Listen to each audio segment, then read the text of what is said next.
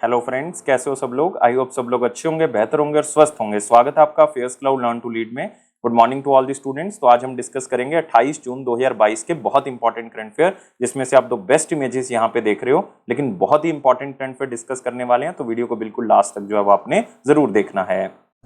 लेकिन सबसे पहले आप हमारी एप्लीकेशन को डाउनलोड कर लें, करियर्स क्लाउड को अपने गूगल प्ले स्टोर के ऊपर जाएं और इसको डाउनलोड करें। उसके बाद अपनी ईमेल आईडी के थ्रू लॉगिन कर लें और लॉगिन करने के बाद क्रैक करंट अफेयर्स के ऊपर क्लिक करना है। आप 1 साल या 2 साल की सब्सक्रिप्शन जो है वो बाय कर सकते हैं। दोनों का ही प्राइस बहुत कम है। एक बार मेरे कहने से प्राइस जरूर चेक करें, आप खुद हैरान हो जाएंगे कि इतने कम प्राइस पे हम आपको बहुत सी चीजें प्रोवाइड कर रहे हैं। तो क्या क्या आपको मिलेगा? आपको मिलेंगे daily current affair. Daily current affair में दोस्तों 3 सेक्शंस होंगे। एक में डिटेल करंट अफेयर होंगे, एक में question and answer format current affairs होंगे जो कि आपको ई बुक की मदद से मिलेंगे, और एक होगा क्विज जो कि आप हमारी एप्लीकेशन के ऊपर डेली अटेम्प्ट कर सकते हो। ऐसे ही वीकली सेक्शन तैयार किया गया जिसमें आपको 2 पीडीएफ्स मिलेंगे, जिसमें एक डिटेल करंट अफेयर की होगी, एक क्वेश्चन एंड आंसर फॉर्मेट होगा, लेकिन एक क्विज होगा जो कि हर हफ्ते आप हमारी एप्लीकेशन के ऊपर अटेम्प्ट कर सकते हो। नेक्स्ट होगा मंथली सेक्शन। इसमें 4 तरह की पीडीएफ्स मिलेंगे जो कि अलग अलग तरह से आप यूटिलाइज कर सकते हो। जैसे कि स्टडी पीडीएफ है, ये डिटेल करंट अफेयर है जिसमें आपको थ्योरेटिकल करंट अफेयर मिल जाएगा। एक क्वेश्चन एंड आंसर फॉर्मेट में जितने भी करंट अफेयर डिटेल में मिलेंगे वो क्वेश्चन एंड आंसर फॉर्मेट में इसमें मिल जाएंगे, तो प्रैक्टिस यहां से कर सकते हो।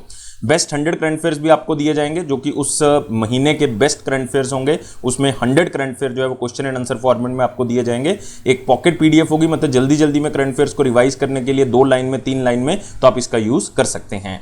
इसी के साथ हम आपको दे रहे हैं टॉपिक वाइज करंट अफेयर। हम 20 बहुत ही इंपॉर्टेंट टॉपिक्स की अलग अलग पीडीएफ आपको प्रोवाइड करेंगे। अगर आप पर्टिकुलर किसी एग्जाम के लिए कुछ टॉपिक्स को रिवाइज करना चाहते हैं, जैसे कि आप इंपॉर्टेंट अपॉइंटमेंट्स को रिवाइज करना चाहते हैं, अवार्ड्स को रिवाइज करना चाहते हैं, तो इस पीडीएफ के थ्रू आप कर सकते हैं। अगर आप बैंकिंग स्टूडेंट है, बैंकिंग एग्जाम की तैयारी कर रहे हैं, तो हम आपको 3 अलग चीजें प्रोवाइड करेंगे, जिसमें बैंकिंग एंड इकोनॉमी से रिलेटेड डिटेल करंट अफेयर, उसी से related question and answer format current affair आपको पीडीएफ में मिल जाएगा, और बैंकिंग एंड इकोनॉमी का क्विज भी आप अटेम्प्ट कर सकते हो। हर महीने अटेम्प्ट कर सकते हो हमारी एप्लीकेशन के ऊपर। और अगर जितना भी करंट अफेयर अभी तक हो चुका है, जैसे मान लो आपका एग्जाम जो है वो 30 मई को है, तो 29 मई तक जितना भी करंट अफेयर हो चुका है वो सारा का सारा एक ही पीडीएफ से रिवाइज करने के लिए उसी साल का आप एग्जाम पीडीएफ का यूज कर सकते हैं। आपको डिटेल में बजट और इकोनॉमिक सर्वे दिया जाएगा। इसमें आपको 2 चीजें मिलेंगी, एक तो डिटेल, एक क्वेश्चन एंड आंसर फॉर्मेट में भी हम आपको बताएंगे कि कौन कौन से क्वेश्चन बजट और इकोनॉमिक सर्वे से बनाए जा सकते हैं। और अगर आप किसी भी स्टेट एग्जाम की तैयारी कर रहे हैं तो हम आपको हर स्टेट का, हर यूनियन टेरिटरी का करंट अफेयर भी अलग से प्रोवाइड करते हैं। तो ये सारी चीजें दोस्तों अलग अलग नहीं, सिर्फ एक ही सब्सक्रिप्शन में आपको मिलेंगी। सिर्फ आप हमारी एप्लीकेशन को डाउनलोड करें, क्रैक करंट अफेयर्स के ऊपर क्लिक करके उसको सब्सक्राइब करें। उसके बाद जो है वो आप 10% एक्स्ट्रा डिस्काउंट भी ले सकते हो। वो मिलेगा आपको अगर आप इस कोड का यूज करोगे ASH10 का। लेकिन किसी भी तरह की क्वेरी है तो इस ईमेल आईडी पे हमें मेल कर सकते हैं, इस नंबर पे हमें कांटेक्ट भी कर सकते हैं। तो स्टार्ट करते हैं 28 जून 2022 का करंट अफेयर। लेकिन उससे पहले जितने भी बच्चे यार इस वीडियो को देख रहे हैं वो वीडियो को लाइक जरूर करेंगे, शेयर करेंगे मैक्सिमम टू मैक्सिमम, और चैनल को अभी के अभी सब्सक्राइब कर लें, और टेलीग्राम ग्रुप को आप डिस्क्रिप्शन बॉक्स से ज्वाइन कर लें ताकि हर तरह की इंपॉर्टेंट नोटिफिकेशन आपको मिल सके और हर रोज आप हमारे क्विज जो है वो टेलीग्राम के ऊपर अटेम्प्ट कर सको। तो मोस्ट इंपॉर्टेंट क्वेश्चन में पहला है, इंडिया का largest floating solar power project जो है वो कहां पे उसका उद्घाटन किया गया है, मतलब कहां पे उसको स्टार्ट किया गया है। और इसको याद रखना है कि कौन सी कंपनी के द्वारा जो है वो इसको स्टार्ट किया गया है, और ये कंपनी है हमारे पास टाटा पावर सोलर सिस्टम, जो कि टाटा पावर की ही एक सब्सिडरी है। तो इसका उद्घाटन दोस्तों किया गया है क्यामकुलम केरला के अंदर। तो आंसर क्या होगा इसका? ए होगा।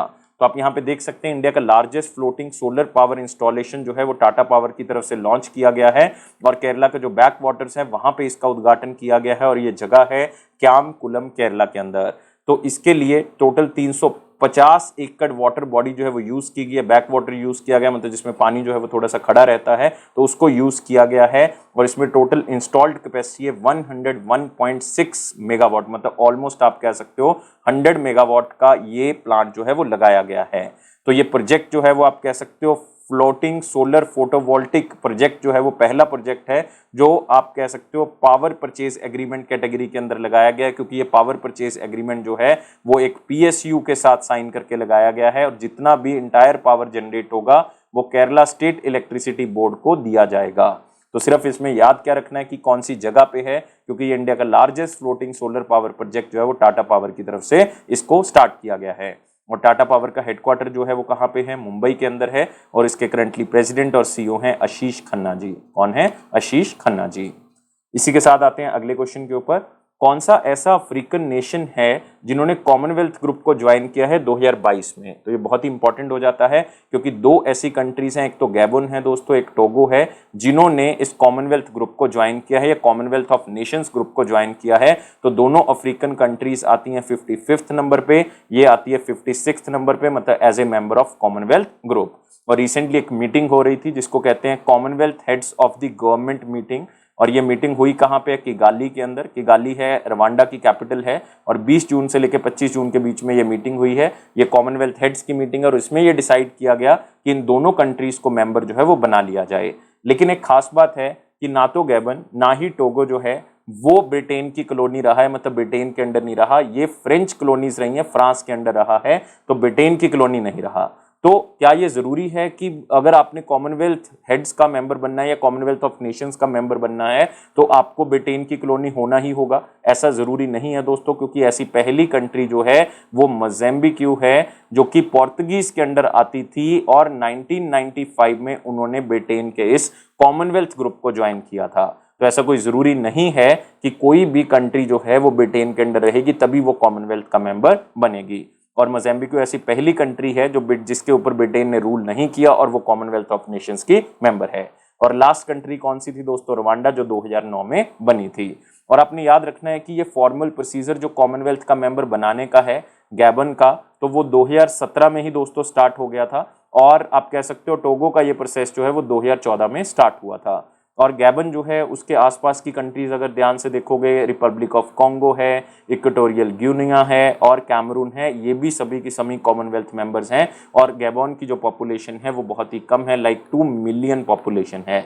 और टोगो जिसकी जो बॉर्डर अगर देखोगे तो गाना के साथ लगती है या बेनिन के साथ या बुर्किना फासो के साथ, इसकी पॉपुलेशन जो है वो 7.8 मिलियन लोगों के साथ है। लेकिन आपने याद रखना है कि कॉमनवेल्थ ग्रुप बेसिकली होता क्या है। ये 1949 में ग्रुप बनाया गया था, जिसको आप कह सकते हो 8 ब्रिटिश कॉलोनीज के द्वारा स्टार्ट किया गया था। तो पहले यही था कि इसमें जिसके ऊपर ब्रिटेन ने रूल किया वो इसकी मेंबर बनेगी, लेकिन बाद में इस प्रोविजन को हटाया गया जैसे ही मोज़ेम्बिक मेंबर बना। और क्वीन एलिजाबेथ II जो हैं वो इसकी हेड रहेंगी। वो स्टार्टिंग से ही जो भी राजा या रानी रहेगा वो इसका हेड रहेगा ही रहेगा। और इसमें अभी 56 कंट्रीज इंडिपेंडेंट कंट्रीज हो चुकी हैं, अफ्रीका से, एशिया से, अमेरिका से, यूरोप से और पैसिफिक से। तो याद रखना है, बहुत ही इंपॉर्टेंट क्वेश्चन है। और ये 26th जो Commonwealth heads of government meeting हुई है दोस्तों, ये किगाली के अंदर हुई है। किगाली कैपिटल है रवांडा की। और थीम क्या था, delivering A common future, connecting, innovating and transforming. इसी के साथ आते हैं अगले क्वेश्चन के ऊपर। किसको चेयरमैन बनाया गया है central board of direct taxes का? अगेन दोस्तों बहुत ही इंपॉर्टेंट अपॉइंटमेंट है। ये क्यों इंपॉर्टेंट है? क्योंकि इंपॉर्टेंट बॉडी है central board of direct taxes. इससे पहले ये पोजीशन जो है वो संगीता सिंह जी के पास थी, जो कि 1986 की बैच ऑफिसर हैं, IRS ऑफिसर हैं। और इनको CBDT का हेड लगाया गया था टेम्परेरी तौर पे, क्योंकि JB मोहापात्रा जी जो कि 30 अप्रैल 2022 को इस पोजीशन को छोड़ के चले गए थे। आप कह सकते हो उनका टाइम पीरियड खत्म हो गया था, तो टेम्परेरी तौर पे संगीता सिंह को लगाया गया था, लेकिन अब परमानेंट तौर पे नितिन गुप्ता को लगा दिया गया है। तो आंसर क्या होगा, ए होगा। तो नितिन गुप्ता जो कि 1986 बैच के ही IRS ऑफिसर हैं, तो नए चेयरमैन बने हैं central board of direct taxes की, जो कि एक हाईएस्ट बॉडी है इनकम टैक्स की। लेकिन दोस्तों इसी के साथ और भी बहुत सी अपॉइंटमेंट्स हैं, 4 अपॉइंटमेंट्स और याद रखोगे। तापन कुमार देका, ये बहुत ही इंपॉर्टेंट अपॉइंटमेंट है क्योंकि इनको नया इंटेलिजेंस ब्यूरो का चीफ बना दिया गया है। तो ये 1988 बैच के IPS ऑफिसर जो हैं हिमाचल प्रदेश कैडर से बिलोंग करते हैं, और इनको नया डायरेक्टर बनाया गया है इंटेलिजेंस ब्यूरो का। सेंट्रल इंटेलिजेंस एजेंसी है एक। और इसकी आप कह सकते हो कि तापन कुमार देका जी से पहले ये पोजीशन जो है वो किसके पास थी, अरविंद कुमार जी के पास, अरविंद कुमार। और ये 30 जून 2022 को अरविंद कुमार जी रिटायर हो जाएंगे, तो नया बंदा कौन आएगा, तापन कुमार देका जी। नेक्स्ट, सुमंत गोयल जी को 1 साल का एक्सटेंशन मिल गया है research and analysis wing chief के तौर पे।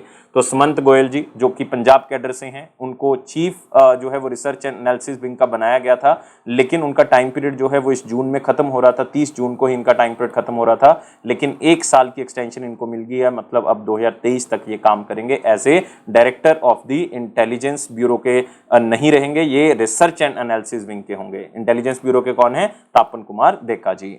नेक्स्ट है former foreign secretary Shyam Saran ji को नया प्रेसिडेंट बनाया गया आईआईसी का।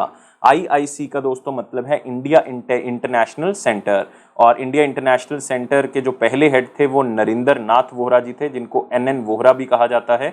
और इनके अंदर जो ये बॉडी है आईआईसी, ये 5 साल के अंदर एक बंदा जो है वो इलेक्ट किया जाता है as a president of this organisation. अगली अपॉइंटमेंट है कि पंजाब के जो डीजीपी थे दिनकर गुप्ता जी, जो कि नई सरकार आने के बाद जो है वो किनारे लगा दिए गए थे, अब उनको नया चीफ बना दिया गया नेशनल इन्वेस्टिगेशन एजेंसी का। तो सारी की सारी अपॉइंटमेंट्स बहुत इंपॉर्टेंट है, जैसे कि सबसे पहले याद रखोगे सीबीडीटी की, फिर आपने याद रखना है इंटेलिजेंस ब्यूरो का, फिर आप याद रखोगे रिसर्च एंड एनालिसिस विंग का, फिर आपने याद रखना है इसके बाद नेशनल इन्वेस्टिगेशन एजेंसी का, फिर याद रखना है आईआईसी का। तो बहुत ही इंपॉर्टेंट हो जाती हैं। और सीबीडीटी के कौन है? नितिन गुप्ता जी हैं। इंटेलिजेंस ब्यूरो के कौन है? तापन देक्का जी हैं। एनआईए के कौन है? दिनकर गुप्ता जी हैं। और आईआईसी के जो हैं वो कौन लगाए गए हैं? आईआईसी के लगाए गए हैं श्याम सरन जी। तो ये आप चौथी ऑप्शन यहाँ पे देख सकते हो। तो एक ही बचा हमारे पास रिसर्च एंड एनालिसिस विंग, उनके कौन लगाए गए हैं? सुमंत जी। तो ये भी आपने याद रखना है। तो सुमंत गोयल को 1 साल का रिसर्च एंड एनालिसिस विंग का चीफ का टाइम पीरियड बढ़ा दिया है। नेक्स्ट आते हैं दोस्तों वेरी इंपॉर्टेंट क्वेश्चंस के ऊपर, लेकिन वीडियो को लाइक करना है, शेयर करें मैक्सिमम टू मैक्सिमम, चैनल को अभी के अभी सब्सक्राइब कर लें और टेलीग्राम ग्रुप को आप डिस्क्रिप्शन बॉक्स से ज्वाइन कर लें ताकि हर तरह की इंपॉर्टेंट नोटिफिकेशन आपको मिलती रहे। क्वेश्चन है अपर एज लिमिट अग्निवीर की बढ़ा के कितनी कर दी गई है? सबसे पहले आपको पता होना चाहिए कि अग्निवीर बेसिकली दोस्तों क्या है। तो मेरे ख्याल से सारे बच्चों को पता होगा कि अग्निवीर जो है वो बच्चे होंगे जो अग्निपथ स्कीम के अंदर जो है वो रिक्रूट किए जाएंगे, जिनको 4 साल के लिए रिक्रूट किया जाएगा और उसके बाद जो है उसमें से कुछ बच्चे लाइक 25% बच्चों को परमानेंट कमीशन के अंदर भेजा जाएगा। तो इसमें सरकार ने एक वन टाइम वेवर जो है वो दिया है कि जो 2022 का हमारा रिक्रूटमेंट साइकिल होगा उसमें अपर एज लिमिट जो है वो 21 नहीं होगी, तो अब कितनी होगी? 23 साल होगी। तो आंसर क्या होगा? बी होगा। मिनिमम एज अगर आपसे पूछी जाए तो 17.5 साल होगी और मैक्सिमम एज जो है वो दोस्तों 23 साल की होगी। तो प्रीवियसली जब ये स्कीम को स्टार्ट किया गया था तो मिनिमम एज 17.5 साल थी और मैक्सिमम एज 21 थी, लेकिन अब 21 से बढ़ा के कितना कर दिया गया? 23 कर दिया गया है। लेकिन डिफेंस मिनिस्टर राजनाथ सिंह ने यह भी कह दिया कि 10% रिजर्वेशन भी मिलेगी जॉब वैकेंसीज के अंदर, लेकिन सिर्फ उन्हीं जॉब वैकेंसीज के अंदर जो मिनिस्ट्री ऑफ डिफेंस के अंडर आती हैं और अग्निवीर जो है वो उसके अंदर अपना एलिजिबिलिटी क्राइटेरिया पूरा करते हैं, तो उनको जो है वो हम 10% रिजर्वेशन प्रोवाइड करेंगे। इसका मतलब अगर इंडियन कोस्ट गार्ड की सर्विस कोई आती है, डिफेंस सिविलियन पोस्ट की अलग से आती है, या और 16 डिफेंस पब्लिक सेक्टर यूनिट्स जो हैं वो उसमें रिक्रूटमेंट के लिए इनको 10% रिजर्वेशन दी जाएगी। और रिजर्वेशन जो है वो अलग होगी, एक्स सर्विसमैन की रिजर्वेशन अलग होगी। तो आपने याद रखना है कि 25% अग्निवीर को जो है वो आगे तक बढ़ाया जाएगा, लेकिन बाकियों को एक पैकेज दिया जाएगा, उस पैकेज के तहत जो है वो उनकी सर्विसेज को खत्म कर दिया जाएगा 4 साल के बाद। इसी के साथ आते हैं अगले क्वेश्चन के ऊपर। Who has been declared as the winner of Miss India Worldwide 2022? Question को स्लाइड से याद कर सकते हैं कि एक न्यूयॉर्क बेस्ड जो है वो एक कमेटी है जिसको कहते हैं इंडिया फेस्टिवल कमेटी। उन्होंने डिसाइड किया है कि इस बार खुशी पटेल को जो है वो मिस इंडिया वर्ल्डवाइड 2022 का खिताब दिया जाए, जो कि एक बायोमेडिकल स्टूडेंट हैं, यूनाइटेड किंगडम से बिलोंग करती हैं और इनको मिस इंडिया वर्ल्डवाइड 2022 का खिताब मिला है, जो कि एक लॉन्गेस्ट रनिंग इंडिया का एक ऐसा कॉन्टेस्टेंट है जो कि इंडिया के बाहर जो है वो खेला जाता है। तो खुशी पटेल यूनाइटेड किंगडम से मिस इंडिया वर्ल्डवाइड 2022 का खिताब इन्होंने जीता है। ये 29th एडिशन है दोस्तों इस पूरे खिताब का। इससे पहले 28वां एडिशन जो है वो 2019 में हुआ था। इसका मतलब क्लियर है कि 2020 और 21 का एडिशन नहीं हुआ कोविड के चलते हुए। और इसमें फर्स्ट रनर अप रही हैं विदेही डोंगरे जो कि यूनाइटेड स्टेट्स से हैं, और इसमें श्रुतिका माने रही हैं सेकंड रनर अप। लेकिन आपको दोनों ही नाम याद नहीं करने, क्योंकि आपको सिर्फ जो है वो मेन नाम याद रखना है खुशी पटेल का। हाँ, एक नाम आप और याद कर सकते हो, मिस टीन इंडिया वर्ल्डवाइड 2022 का खिताब रोशनी रज्जाक को मिला है। तो ये 2 नाम आप यहाँ पे याद रखोगे, जो कि लॉन्गेस्ट रनिंग इंडिया का एक ऐसा कॉन्टेस्ट जो कि इंडिया के बाहर खेला जाता है वो है मिस इंडिया वर्ल्डवाइड 2022, और ये खिताब मिला है खुशी पटेल को। अगले क्वेश्चन के ऊपर आते हैं। नासा ने एक साउंडिंग रॉकेट लॉन्च किया है, कौन सी कंट्री से उसको लॉन्च किया गया? उसका नाम है NASA black Brent 9 sub orbital sounding rocket. ऐसे नासा ने 3 जो हैं वो साउंडिंग रॉकेट लॉन्च करने हैं जून और जुलाई के महीने में, और ये लॉन्च किया है दोस्तों ऑस्ट्रेलिया से। तो आप सोच रहे होगे सर इसमें क्या खास बात है कि इसको लॉन्च किया गया है? ये इसलिए इंपॉर्टेंट है दोस्तों, 27 साल के बाद ऐसा हुआ है कि कोई rocket northern area of Australia के लॉन्च किया गया हो। तो हिस्टोरिकल लॉन्च है, यूएसए के बाहर इसको लॉन्च किया गया है। तो ऐसा पहली बार हुआ है नासा की तरफ से कि एक rocket northern territory of Australia से लॉन्च किया गया। 27 साल के बाद ऐसा किया गया, इससे पहले 1995 में किया गया था। और ये ऐसा भी पहला लॉन्च माना जा रहा है जो कि किसी प्राइवेट कंपनी के स्पेस पोर्ट से लॉन्च किया गया हो यूनाइटेड स्टेट्स की तरफ से। तो इसलिए भी ये किसी तरह से खास है। और इसको जब ब्लास्ट किया गया तो अप्रॉक्सीमेटली 350 किलोमीटर जो है वो आसमान में गया। और इसने अपने साथ एक इक्विपमेंट जो है वो कैरी किया हुआ था, जो कि मिनी हबल टेलीस्कोप के नाम से आप कह सकते हो, उसी की तरह जो है वो दिखने वाला था। मतलब ये बाहर जाके जो है वो स्टडी करेगा अलग अलग तरह चीज़ों की। तो ऐसे 3 जो है वो सब ऑर्बिटल साउंडिंग रॉकेट जो है वो भेजने हैं नासा ने ऑस्ट्रेलिया से जून और जुलाई के महीने में, जिसमें से 2 तो काम करेंगे कि अल्फा सेंचुरी ए और अल्फा सेंचुरी बी के ऊपर फोकस करेंगे टेलीस्कोप के थ्रू। और आपको बताना चाहिए कि अल्फा सेंचुरी जो है वो नियरेस्ट डबल स्टार सिस्टम है अर्थ के पास जो है, जिसका डिस्टेंस जो है वो 4.3 लाइट ईयर्स अवे है अर्थ से, अगर आप देखोगे। और जो एक आप कह सकते हो ये साउंडिंग रॉकेट है, ये एक्स रेस को देखेगा, जो कि आप कह सकते हो कि इंटरस्टेलर मीडियम से आती हैं, और या गैसेस देखेगा अलग अलग तरह की, या पार्टिकल्स देखेगा जो स्टार्स के बीच में एग्जिस्ट करते हैं। तो इन चीज़ों की स्टडी के लिए ये साउंडिंग रॉकेट जो है वो भेजे गए हैं, लेकिन ये ऑस्ट्रेलिया से भेजे गए हैं, ये इसमें खास है। अगला आते हैं, कौन सी कंपनी ने पार्टनरशिप की है वर्ल्ड लाइन के साथ ताकि point of sale payment system जो है वो डेवलप किया जा सके। तो एक सिंपल क्वेश्चन, लेकिन ये सिर्फ बैंकिंग स्टूडेंट्स के लिए है, और ये कंपनी है बजाज फाइनेंस। तो आंसर क्या होगा? ए होगा। तो बजाज फाइनेंस लिमिटेड, जो कि बजाज फिनसर्व लिमिटेड की एक कंपनी है, तो उन्होंने वर्ल्ड लाइन के साथ टाई अप किया है, जो कि ग्लोबल लीडर है पेमेंट सर्विसेज का, ताकि पॉइंट ऑफ सेल मशीन्स को या पेमेंट सिस्टम को और मजबूत किया जा सके।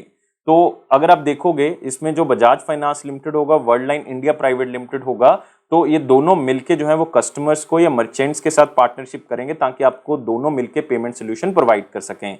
तो अगर सिंपल वर्ड्स में हम इसको कहें कि इस पार्टनरशिप के तहत जो बजाज फाइनेंस लिमिटेड होगा, वो जो एग्जिस्टिंग कस्टमर्स होंगे या नए नेटवर्क मर्चेंट्स होंगे उनके साथ पार्टनरशिप करेगा, ताकि उनको point of sale machines provide करवाई जा सकें, और उन पॉइंट ऑफ सेल मशीन से क्रेडिट कार्ड के थ्रू, ईएमआई कार्ड्स या फिर यूपीआई या वॉलेट के थ्रू पेमेंट की जा सके। इसका मतलब सिंपल है कि बजाज फाइनेंस लिमिटेड जो है वो point of sale machines provide करेगा, वर्ल्ड लाइन जो है ये अलग अलग तरह की फैसिलिटी जिससे पेमेंट की जा सकती है, जैसे क्रेडिट कार्ड, ईएमआई कार्ड्स, इस तरह की सर्विसेज प्रोवाइड करेगा। तो वर्ल्ड लाइन इंडिया जो है वो ऑलरेडी इंडिया में 40 बैंक्स के साथ टाई अप कर चुका है, 5000 क्लाइंट्स उसके हैं, जो कि अलग अलग तरह की सर्विसेज जो है वो वर्ल्ड लाइन से ले रहे हैं। तो इस क्वेश्चन को स्लाइड से भी याद रख सकते हैं, इंपॉर्टेंट है लेकिन बैंकिंग स्टूडेंट्स के लिए। इसी के साथ आते हैं अगले क्वेश्चन के ऊपर, who is appointed as the director general of new developmental banks India's regional office in GIFT City. इस क्वेश्चन को थोड़ा सा समझने की जरूरत है कि न्यू डेवलपमेंटल बैंक का इंडिया के अंदर एक रीजनल ऑफिस है, जो कि कहां पे खोला जाना है? गिफ्ट सिटी के अंदर, Gujarat international financial tech city के अंदर, जिसका हेडक्वार्टर कहां पे है? अहमदाबाद, गुजरात में। अब अगर इंडिया में एक न्यू डेवलपमेंटल बैंक का एक रीजनल ऑफिस खोला जाएगा, तो उसके डायरेक्टर जनरल कौन होंगे? उसके डायरेक्टर जनरल होंगे डॉक्टर डीजे पांड्यान। तो आंसर क्या होगा? डी होगा। तो ये मई 2022 में अनाउंस किया गया था इस न्यू डेवलपमेंटल बैंक या ब्रिक्स बैंक की तरफ से कि हम एक इंडिया में रीजनल ऑफिस खोलेंगे गिफ्ट सिटी में। तो पांड्यान जो है वो इससे पहले वाइस प्रेसिडेंट रह चुके हैं, चीफ इन्वेस्टमेंट ऑफिसर रह चुके हैं एशिया इंफ्रास्ट्रक्चर इन्वेस्टमेंट बैंक का, जो कि कहां पे? बीजिंग, चाइना में। ये चीफ सेक्रेटरी भी रह चुके हैं गुजरात सरकार के अंदर। और जो न्यू डेवलपमेंटल बैंक जो है वो 20 प्रोजेक्ट इंडिया के अंदर अप्रूव कर चुका है, जिसकी वैल्यू है $7.2 बिलियन। और ये जो इंडिया में रीजनल ऑफिस खोला जाएगा, ये देखा जाएगा कि इन 20 प्रोजेक्ट को अच्छी तरह से इंप्लीमेंट किया जा रहा है, और पूरी की पूरी इंप्लीमेंटेशन को ध्यान में रख के ही जो है वो आगे के काम ये रीजनल ऑफिस करेगा। तो अपने याद रखना है, सिंपल क्वेश्चन है, नए डायरेक्टर जनरल जो न्यू डेवलपमेंट बैंक का इंडिया में रीजनल ऑफिस खुलेगा गिफ्ट सिटी में, उसके कौन होंगे? डीजे पांड्यान। नेक्स्ट आते हैं, किसको नया प्रेसिडेंट बनाया गया है इंटरनेशनल वेटलिफ्टिंग फेडरेशन का? तो इंटरनेशनल वेटलिफ्टिंग फेडरेशन का गठन 1905 में हुआ था। इसका हेडक्वार्टर कहां पे है? लुसान, स्विट्जरलैंड में। और नए इसके प्रेसिडेंट बने हैं मोहम्मद जलूद। तो आंसर क्या होगा? बी होगा। मोहम्मद जलूद जो है वो कौन सी कंट्री से बिलोंग करते हैं? इराक से। और आपने याद रखना है कि इनको नया प्रेसिडेंट जो है वो बनाया गया है, क्योंकि रिसेंटली एक मीटिंग हुई थी 2022 की, इंटरनेशनल वेटलिफ्टिंग फेडरेशन का special and electoral Congress session हुआ था, जो कि तिराना में हुआ था। तिराना कहाँ पे है? अल्बानिया में।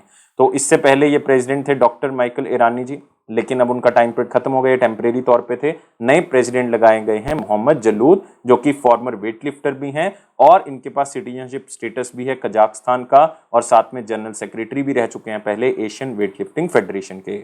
लेकिन दोस्तों इसमें क्वेश्चन और इंपॉर्टेंट है, अर्सुला गार्जा जो कि अमेरिका से हैं, ये ऐसी पहली महिला बनी है जो कि वाइस प्रेसिडेंट बनी है इंटरनेशनल वेट लिफ्टिंग फेडरेशन की। ये खुद 2 टाइम की नेशनल चैंपियन है और ऐसी पहली और ओनली महिला हैं जिनको US weight lifting highest coaching level का खिताब मिला हुआ है।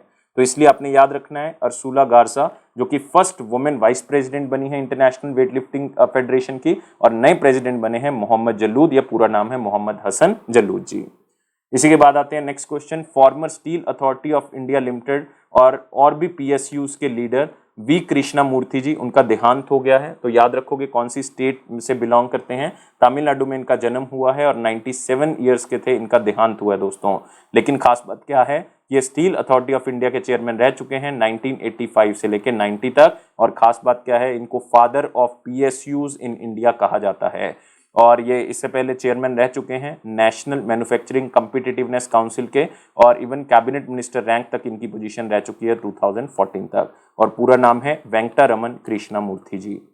अब आते हैं इंपॉर्टेंट क्वेश्चन सेक्शन के ऊपर। लेकिन दोस्तों वीडियो को लाइक करेंगे, शेयर करें मैक्सिमम टू मैक्सिमम, चैनल को सब्सक्राइब कर लें और टेलीग्राम ग्रुप को आप डिस्क्रिप्शन बॉक्स से ज्वाइन कर लें ताकि हर तरह की इंपॉर्टेंट नोटिफिकेशन आपको मिल सके। क्वेश्चन है, international day in support of the victims of torture is annually observed on. तो नाम से पता लग रहा है कि वो लोग जो कि टॉर्चर के विक्टिम्स हैं, जिनके साथ ये सारी चीजें हुई हैं, तो उनको याद करके या उनको लोगों में अवेयरनेस क्रिएट करनी है कि किस तरह से जो क्राइम हो रहा है ह्यूमैनिटी के खिलाफ, इंसानियत के खिलाफ, उसको रोका जा सके। यह दिन हर साल मनाया जाता है दोस्तों 26 जून को। तो इसका मतलब जो भी लोग जो हैं वो जुड़े हुए हैं, कईयों ने एनजीओस बनाई हुई हैं, नॉन गवर्नमेंटल ऑर्गेनाइजेशंस बनाई हुई हैं, कईयों ने हेल्प ग्रुप्स बनाए हुए हैं, तो उनको ये प्रेरित करना है ताकि जो मिलियन ऑफ आप कह सकते हो लोग हैं जो पूरे अर्थ के ऊपर रहते हैं, तो टॉर्चर का जो विक्टिम, जो शिकार हुए हैं, उनको किसी ना किसी तरह से हम बचा सकें या आगे भी कोई इसका शिकार ना हो, उससे लोगों में अवेयरनेस क्रिएट कर सकें। और ये हर साल 26 जून को मनाया जाता है और पहली बार 1998 में इसको बनाया गया था। नेक्स्ट आते हैं, रिसेंटली प्रधानमंत्री आवास योजना अर्बन जो है वो न्यूज में थी, इसको कब लॉन्च किया गया था? तो बहुत ही सिंपल क्वेश्चन है, ये ministry of housing and urban affairs की तरफ से लॉन्च की गई थी स्कीम, और इसको 7 साल दोस्तों पूरे हो चुके हैं। और इसके इंपॉर्टेंट इनिशिएटिव्स क्या क्या रहे, इसमें मेन एक इनिशिएटिव था कि 2022 तक हमने हाउसिंग फॉर ऑल का सपना जो है वो पूरा करना है, और इसको 25 जून 2015 में लॉन्च किया गया था। तो आंसर क्या होगा? बी होगा। और सरकार का डाटा कहता है कि सरकार ने अभी तक 8.31 लाख करोड़ रुपीस जो है वो स्कीम के ऊपर खर्चे हैं, जिसमें 122 लाख रुपए जो है वो सैंक्शन हुए हैं, जिसमें आप कह सकते हो 61 लाख जो घर हैं वो सरकार ने कंप्लीट किए हैं और बेनिफिशियरीज को प्रोवाइड किए हैं, और 1 करोड़ जो हैं वो अभी चल रहे हैं, उसको अभी भी सिस्टम के अंदर जो है वो ऐड किया जा रहा है। और ministry of housing and urban affairs के जो यूनियन मिनिस्टर हैं वो हैं हरदीप सिंह पुरी जी। याद रखोगे इनकी कॉन्स्टिट्यूएंसी है, राज्यसभा से हैं मेंबर, उत्तर प्रदेश से। अगला आते हैं, what is the theme of international day against drug abuse and illicit trafficking 2022।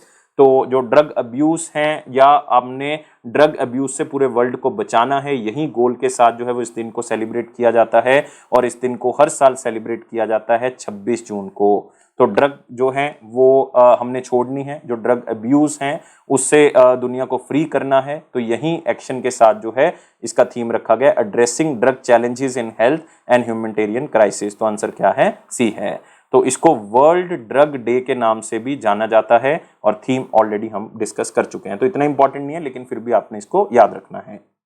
स्वच्छ भारत मिशन अर्बन 2.0 में जो सर्टिफिकेशन मिलनी है उसके कुछ प्रोटोकॉल जो हैं वो चेंज किए गए हैं, लेकिन जो नए प्रोटोकॉल्स हैं वो इस तरह से बनाए गए हैं कि कोई भी पानी जो है वो किसी भी तरह से डिस्चार्ज ऐसे नहीं होना चाहिए कि वो एनवायरनमेंट को नुकसान करे, या कोई सीवरेज का पानी है या कहीं पे कोई बूंदाबांदी होकर पानी लीक कर रहा है या काला पानी है कहीं पे, तो वो सारा का सारा जो है वो किसी ना किसी तरह से साफ होना चाहिए उन शहरों में, खास करके जिनकी पॉपुलेशन 1 लाख से कम है। क्योंकि उनको नुकसान जो है वो बेसिकली ये अधिक करेगा, क्योंकि वो लोग जो है वो पूरा का पूरा इसी चीज के ऊपर डिपेंडेंट होंगे।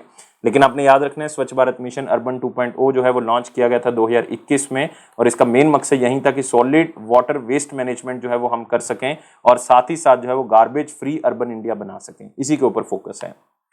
नेक्स्ट आते हैं वन लाइनर इंपॉर्टेंट पॉइंट, जिसमें पहला पॉइंट है गवर्नमेंट ने जीएसटी कंपनसेशन लेवी जो है जो लगाते हैं वो मार्च 2026 तक जो है वो उसका टाइम पीरियड बढ़ा दिया है। अदरवाइज ये 1 जुलाई को खत्म होने वाला था, लेकिन ऑलमोस्ट आप कह सकते हो कि इसको 4 साल क्या कर दिया गया है, बढ़ा दिया गया है। तो ये आता है सेक्शन 8 के अंदर, जीएसटी एक्ट है हमारा 2017 का। तो 28% स्लैब वाला जो टैक्स है जो कि लगाया जाता था या कलेक्ट किया जाता था वो 1 जुलाई से अब 31 मार्च 2026 तक हो गया। तो जितनी भी स्टेट्स हैं या यूनियन टेरिटरीज हैं जिन्होंने अपने लोन को अभी रीपे नहीं किया, तो अगले पिछले 2 साल से तो अब इस लोन को पे कर सकते हैं। और ये एक्सटेंशन इसलिए दी गई है क्योंकि पिछले 2 साल के अंदर स्टेट्स और यूनियन टेरिटरी को लॉस हुआ है कोविड के चलते हुए, तो इसलिए ये एक्सटेंशन जो है वो मिली है।